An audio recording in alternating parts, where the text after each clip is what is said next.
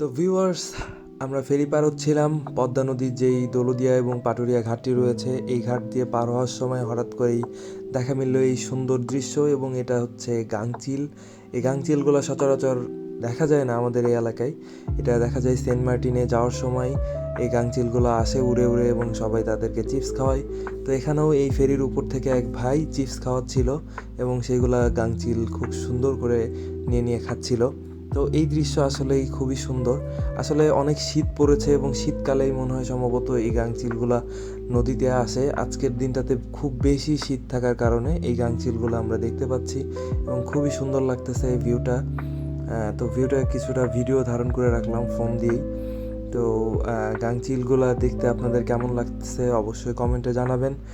আর আমার চ্যানেলে যদি নতুন হয়ে থাকেন অবশ্যই সাবস্ক্রাইব করবেন এবং লাইক করবেন। সবাইকে ধন্যবাদ।